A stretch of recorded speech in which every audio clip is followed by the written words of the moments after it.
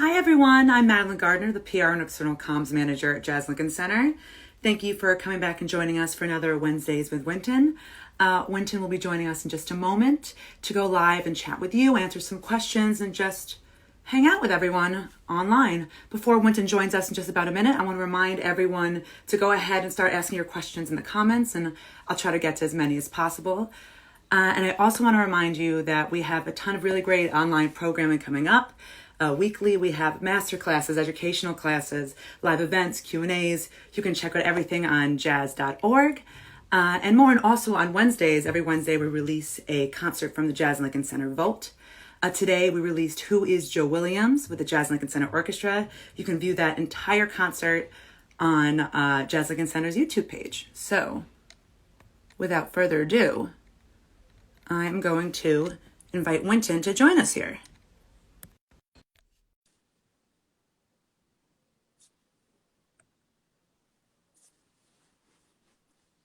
Hi, Wynton. What's going on? What you talking about, Maddie? I was just talking about all the great stuff going on at jazz.org. But what got it going on? Oh yeah, Joe Williams is out today. The great Joe Williams. I love Joe. When I did an NPR series called Making the Music. It was fantastic in 1996. Fantastic team at NPR with Dottie Green. Just unbelievable people to work with. Bettina. It changed my life, really. Murray Horowitz, we had a great time. The first interview I gave was Joe Williams. I never interviewed anybody. It was the worst interview. So Joe sat there with me for like 2 hours. Finally, he said, "Man, I'm trying to give you a good interview. Can you just get out the way and let me give you a good interview?" So I always remember, just Joe was such a gentleman and so unbelievably soulful and knowledgeable. And he told me a lot of great stories in that interview. Do you remember any of the stories? Can you maybe share a story about Well, I always remember the story he told me about Duke. I think I told it the other night, where he said that when Basie's band would be sounding terrible until Duke walked in. And he said vice versa. When they would walk in to hear Duke band would be sounding terrible. And the second they saw Basie and them, boom, it's like the greatest band in the world. And he said that Count Basie had a joke that whenever Duke would walk in, they would tell him, "Hey, Duke is here." And he would just play the set like he didn't know Duke was there. And Duke would, after a certain point in the gig, Duke would go to get his coat when he thought the gig was over. And when Duke picked his coat up and started to go to the door, they would launch into a blues. And Basie said, "Watch." Duke always came back and sat down and checked the band off for another tune. So that's one of the ones Joe told me. That's an incredible memory to have. And also, I wanted to bring up that really beautiful video that you did with the orchestra, the memorial for us all, for Lincoln Center, with Lincoln Center. Oh, yeah. Can you talk a bit about that? Well, we're talking with Chloe Breyer from the Interfaith Center, and she's fantastic. It brings all the religious traditions together. Very humble people, soulful, work in the community, and really, really do the Lord's work. Goes against all the denominations and all the prejudices that exist to bring everything together to an understanding and commonality with one another. So I'm a tremendous fan of their work. And she was saying, we want to do this memorial, beautiful thing for those that have passed away. And I said we were going to do a New Orleans funeral anyway, not just for my father, but for all the New Orleans musicians. And I called the great Herlin Riley, my main man of all times. I got a photo in my house of Herlin and I playing in the Fairview Baptist Church band, and I'm like 8 or 9 and Herlin is 13. So now we got it together. Herlin called cats from New Orleans, and we put together a huge band of musicians from all over New York, and Vince Giordano, John Eric Kelso, unbelievable on trumpet. A lot of great musicians playing. Michael White, Victor Goines. And we did the traditional New Orleans ceremony, "Flee as a Bird," and "Didn't He Ramble." And in the middle, we play a drum cadence, and there's a roll call of the names of those who have passed away. And we're going to make it available around the world so that people anywhere can use the 2 New Orleans traditional segments and put the names of whatever roll call of loved ones they want in the middle section. At the last minute, we listened to it maybe an hour before we're supposed to go on. And there were some words that we needed in it of the New Orleans ceremony. So we worked on the words, and I sent it to Hurlin to do. And he said, man, and then I tried it, and we listened to ourselves, and we said, we don't sound good doing it. And then Hurlin said, man, call Wendell Pierce to do it. And we literally were running out of time. So I called Wendell, and Wendell did like a version on his cell phone for 10 minutes, and we put it in, and it came in time for the initial broadcast. So we have Wendell Pierce saying the middle section, and all of it is done on cell phones, and it's all, it's beautiful. Todd Whitelock is out. It's really, really beautiful. Yeah, it's great to do that. It's cathartic, and when I saw it with everybody's names, first of it, people around New York, it's moving. Just in recognition of our commonality. And in the New Orleans tradition, we play really slow and sad first, and then we play happy. So our ceremony is about moving on. We recognize and we sit in the grief, but then we go to celebration. It's a death and transfiguration. It's a really beautiful and touching tradition that, it's that, you grieve, but then, that hope and that moving on and keeping, the memories of loved ones alive. So I know a lot of people, we got a lot of really great comments online from the video, thanking you and all the musicians and everyone involved for putting that out for everybody too. So. Well, I appreciate that. And we appreciate doing it. There was a lot of love between all of us, be it Vince or Hurlin or Shannon Powell, also played in the Fairview Baptist Church Band, and Michael White also, and John Eric. And it doesn't matter. It was musicians from all over. Camille Thurman played, she sang. Denny Rambo, Wycliffe Gordon. I mean, just when I talk with him, the message, if you could hear us talk, it would move you. Just the kind of depth of the feeling across years and time, because we're separated now. And when Wycliffe sent his in, I mean, a lot of stuff takes you back to when you first met people and you first knew them. And, talking about a lot of love, this past Skeins Domain, this past Monday evening, you had on a lot of really great young, rising, talented, optimistic jazz musicians. One of them being Alexa Tarantino, who's going to be doing a new series with us starting this Thursday, The Well-Rounded Musician with Alexa Tarantino. Can you talk a bit about her and what the series will be and how your relationship with these young musicians and how you got to know them? Well, with her, it's just what it takes to sustain your career. What are the different skills, things you need in your toolbox, especially moving forward. She's tremendously versatile, not just with all the things she can play, but with her seriousness about conducting business, about understanding marketing, about knowing how to use the technological tools we have. At Julia, we have a course where people at Jazz Lincoln Center teach all the different branches of what we do, from fundraising to marketing to education. And she's someone who excelled in all of those things. She could always play. I mean, we heard her at Essentially Ellington. Most of the younger musicians I first heard in high school. With Riley Mulherka, I heard him when he was 13. I'll never forget his name because he was always winning awards. And I practiced his name so much that first year, Riley Mulherka, because I hate messing up kids' names. Yeah. So now to see him at 28, or any of, they were more polite than they normally are, though. You get in public, you kind of, it's hard to be as raw as you are but boy, if when I'm talking to them, normally they they can be contentious. But when we got on the radio, everybody was on when we got over the waves, everybody was on their best behavior. And but yeah, I'm so proud of them and love them. And there are many more. They were representative of a group of youngsters. And I've been out here so long that they go up to an age that you don't want to believe. But I'm proud of them. Just how proactive they are, how intelligent they are, the range of opinions they have. And they were editing themselves a little bit.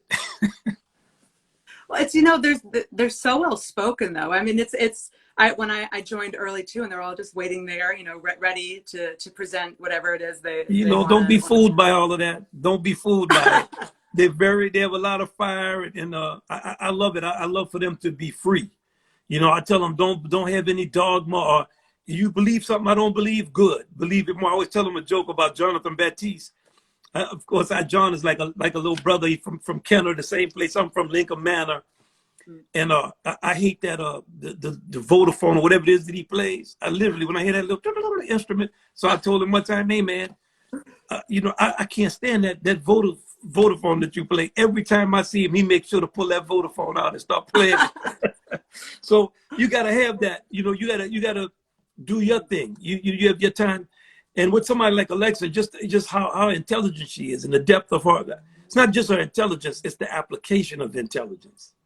Because to study some work or to have an intellectual capacity or to want to apply yourself to problems, I think a lot of us, a lot of people are able to we're able to get in a context and work through problems. Like there's a tendency to believe there's very few people are intelligent, but everyone is intelligent in the thing they know about. That's part of our talent and our creativity, and we all have it. I don't care who you are. This was one of my father's main teaching. There's talent everywhere. There's intelligence in all kinds of ways. The question is, can you identify it? But to make your intelligence active, that's another thing, because you have to be willing to take criticism. You have to be willing to fail. You have to be action, And it goes back to the old thing, knock, seek, ask, seek, knock. You have to ask, you have to look for it, and you have to knock on the door for it to be open. That action, like and Alexa is somebody who makes stuff happen. And she started a jazz camp for younger people when she was 22, and her camp was very successful, and it still is. So she's entrepreneurial, and she's on the ball. She's about it. She's going to create a lot of change. Amazing. Everyone can tune in this Thursday is the first one, a well-rounded musician with Alexa Tarantino. You can join Zoom or Facebook Live. So check that out, jazz.org, how to tune into that. And with that, I'd love to get into some questions from the viewers right now here too. So we had someone ask before, any good books on jazz you recommend people read right now during quarantine? Sure, there's so many good ones. I mean, I think Robin Kelly's book on Monk is a great book. The Thelonious Monk book is fantastic. General History, Jeff Ward's, Ken Burns' history book with the films, to look at it. But then there's a lot of good books. Mingus wrote a book. Miles wrote a book. I always think if you read people's books that they wrote, it's always good to read what they say and get. Another good resource for people is Rutgers Library. I don't know if they're ready to handle a volume, but there's so many oral histories. It's good to just go to the source and listen to what people had to say. Great books. Great recordings like the drum, Joe Jones. You can go on YouTube and see those. Joe Jones talking about the drums. Anything you can get with people talking about it is great. Philosophical books, Berliner's book about listening to jazz. That's a fantastic book. Gunther Schuller, Early Jazz, fantastic book. Winthrop Sargent's book, fantastic about jazz, cool, hot, and hybrid. Sometimes like my titles, I mess them up. Alfred Appel Jr.'s book on jazz modernism, Louis Armstrong, Joyce, Matisse, and Picasso. That's a fantastic book.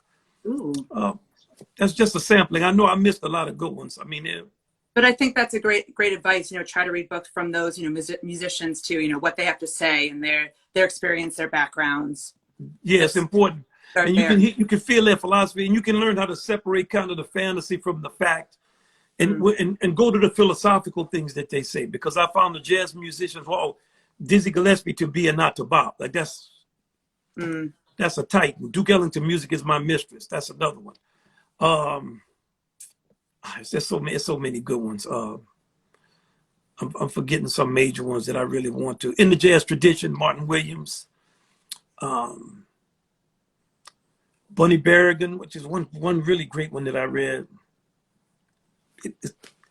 Maybe we can make a list put on our social media, and we can pop it up and people can see. Yeah, you know what? I'm gonna make a good list of 12 of what I find to be the best books with the most kind of cogent and good information in it, and not as much kind of fantasy.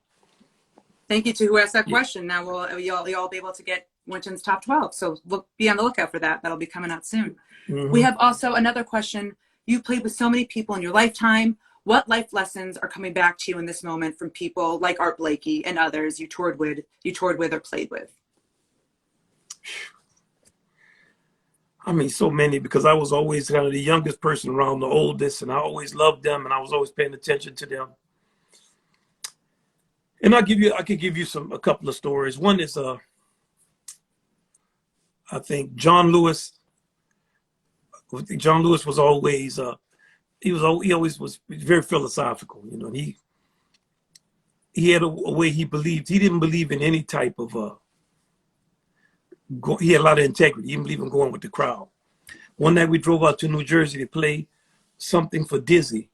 So it was one of those kind of things where a lot of musicians were on the stage, 4 or 5 bass players, amplifiers, just loud and noisy. So, you know, in that environment, it's hard to play good because you just play, you try to get on top of everybody playing. So, I played something sad, just trying to. John Lewis played, or I think it was on around midnight. He played exactly the way he always played. He played just as soft. It took his time and left space. He got the biggest ovation of everybody. So we were in the car going back home. I said, man, how did you choose to be patient like that with that many people playing with that much noise? He said, he would always make his gesture before he talked. He said, in some instances, music wins out. You know, pursue music. He would always say, pursue music, pursue music. Like, don't.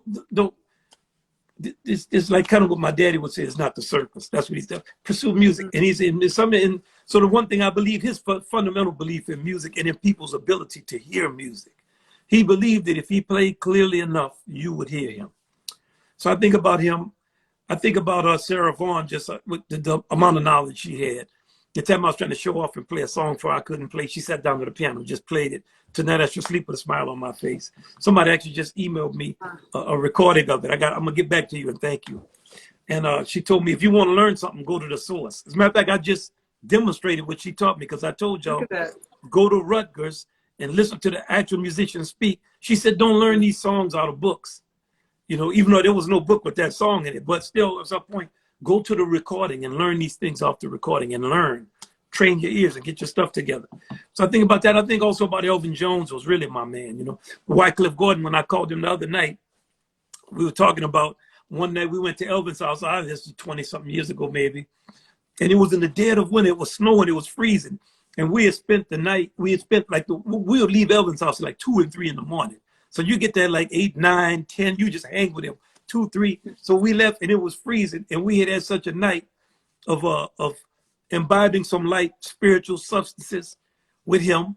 And in addition to that, just hearing him talk. And Conan said he had never heard a man talk about another man like that, like the way Elvin talked about Train, with that kind of love. And it made him, he teared up. He started to actually get full.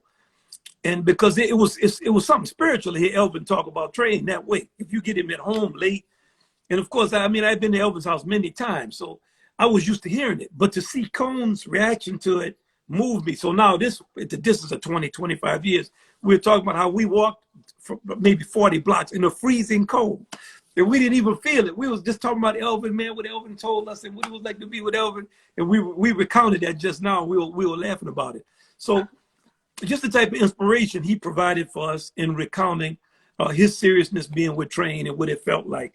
I remember that. And there are many other stories I could tell you. I really literally have thousands of them. I can only imagine. You can have a whole another couple books of just experiences. But I think that's so great that circle of how that, you know, of what you were taught about, you know, what Sarah Vaughan taught you, and then you just did it now. I think that's such a beautiful circular thing.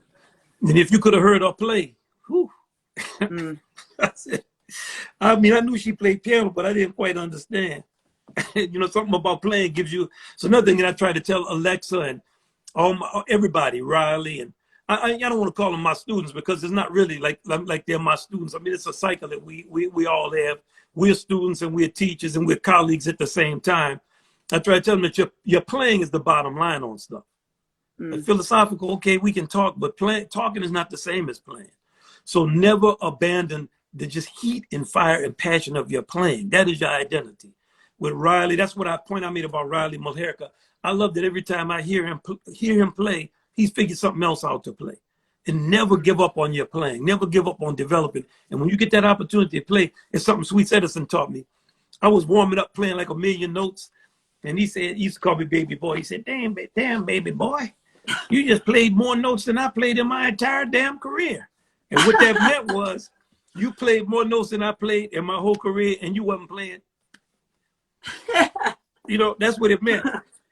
And I said, so I asked him, we were playing, and I noticed with Sweets, he could always immediately play a note and he get right to it. So he talked about when he played with Frank Sinatra in the 50s. He said Frank Sinatra only did one take. So he said, well, good thing I had come up in the school of Basie, because he was in Basie's band in the 30s. He said, and we learned it ain't but one way to play. He said, but if you didn't play it right that first time, you were on the record like that. He said, of course, that's back when you felt if you played better, you'd sell more records. So he gave me 2 or 3 pieces of information. And I thought, wow, I never grew up thinking anything about how somebody played on a record, because the records in our time was more, do people like the song? You didn't buy song records to hear whether people could play on them. And it was the first time I considered that you would play thinking, if I play better, I'm going to sell more records. And also his thing that Frank Sinatra only did one take, and you had to be on top of it. And then the other thing was him saying, there ain't but one way to play. So when he picks his horn up, he's playing that way immediately. He's not warming up. And no matter what environment you're in, play that way, play that way immediately. Wow. One take. I couldn't imagine that. It's a lot of pressure right there. Oh, we have some, the quarantine has inspired me to pick up my trumpet again after 15 years. What do you suggest I do to get my chops back up? Long tones. We don't want to do them. Get those long tones and those slurs, light slurs and long tones. Do not run from that long tone. Ooh, just sit there and hold that note and get those corners firm. Get that air focus into the center, relax. Get the real big sound at a very soft volume. And then after you get that tone going good, start on the G and start to go down. Then do wee, wee, wee, wee, start doing those slurs. Look for Ryan Kaiser and look at some of those slurs the great atomizer does. That'll inspire you to get your lip flexibilities together. Perfect. After 15 years, they can just be, like riding a bike, if it's just right back up. It's not quite like that. We have one of our viewers mentioned Albert Murray, who we know that you are very close to. I think they were asking what your relationship with Albert Murray. You talk a bit about Albert. Well, Albert Murray was, used to say he was my grandfather. I would go to his house all the time. And when I first met him, he lived on 132nd Street up in Harlem and down the street from a McDonald's, Lenox Terrace. And when I first went into his house, he had so many books. And when you would sit down and talk, the first 2 years I was there, I was 17. Stanley Crouch brought me by there. And the first two years I was there, I didn't know what he was talking about. So I would just be like, man, what? And the books he gave me to read and the stuff that he taught me and the way that it was unbelievable. A guy his age who still would read articles and clip them out and put them in books. He would say, oh, get that book on thermonuclear dynamics and turn to page 213. That's entropy. Then he started talking about it as it relates to music. Get that Faulkner. You didn't know that kind of stuff. I'm from Pigeon Town. My daddy had books, but my father was a musician and an intellectual. Al Murray was an intellectual. So for me, that kind of high level, I was thinking of that Albert Murray, Gunther Schuller, kind of really extremely high level intellectuals, deeply engaged with stuff, even in the present time.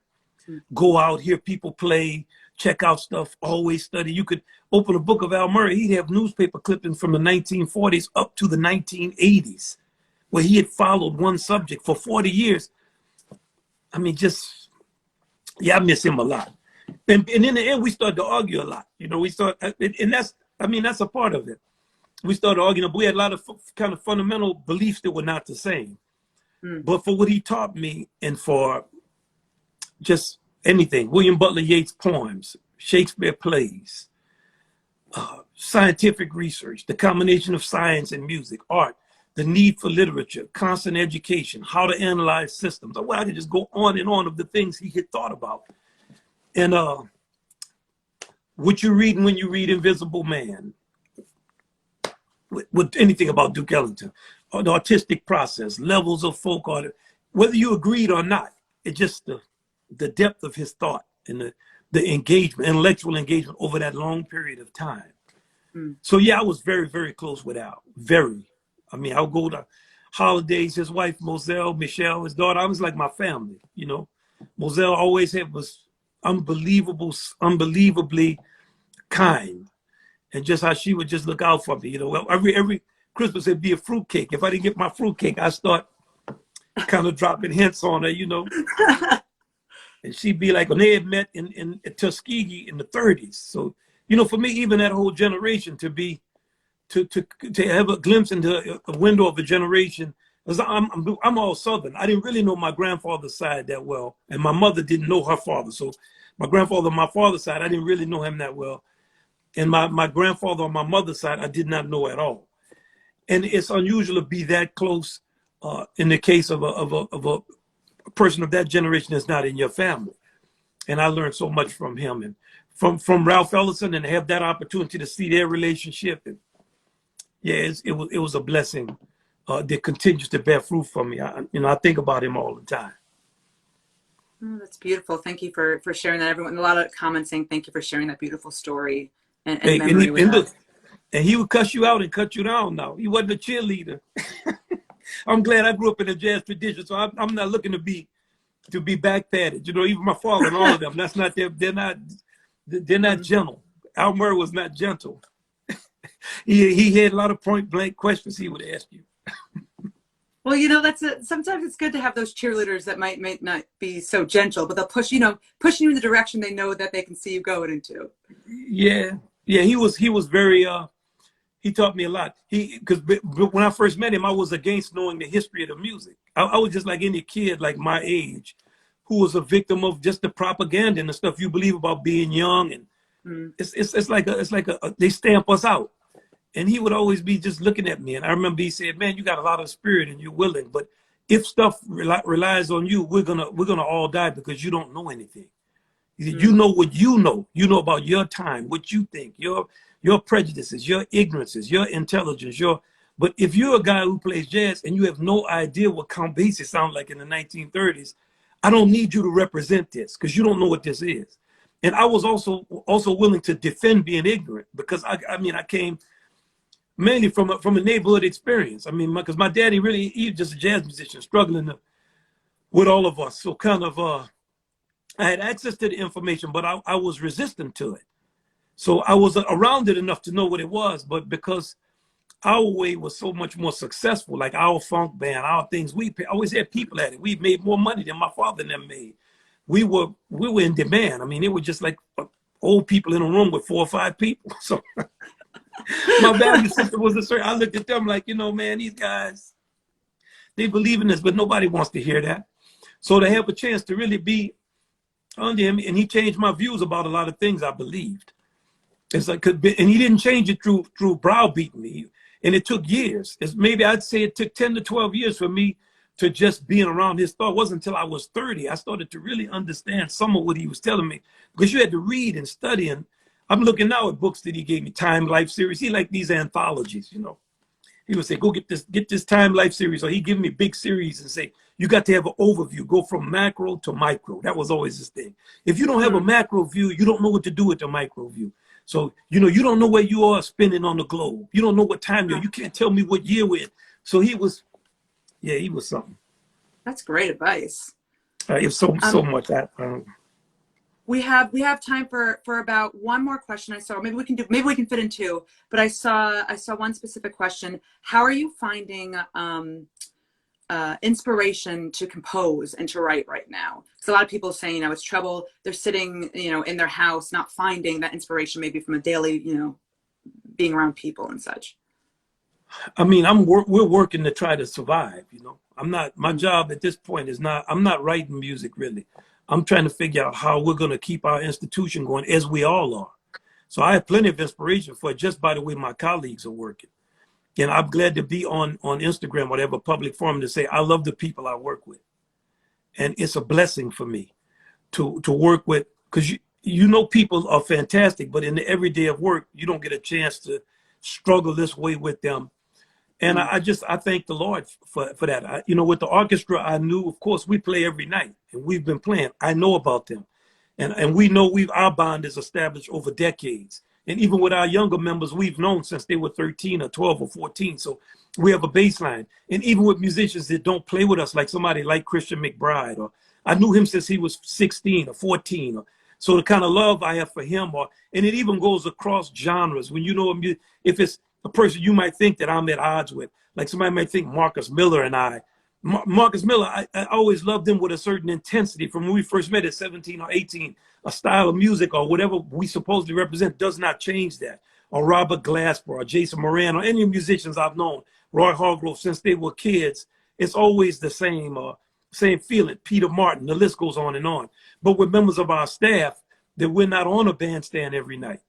We're working in different things. We don't have that same work relationship that I have the chance to sit up every day, and we're working hard, and everybody is for real. So we have a management team meeting every morning for an hour, and I'm telling you, we're laughing on it, and we don't have nothing to laugh about. So when you can be laughing and you have nothing to laugh about, it's for real. And so yeah, I'm blessed with that. So I'm gonna write. So I think in the month of June or July, I'm gonna write a tune every day.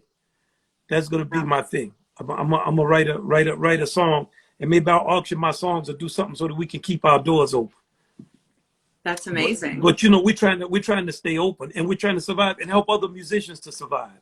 Mm-hmm. So at this time, I'm worried about our whole field and what we all can do to survive and help each other to survive.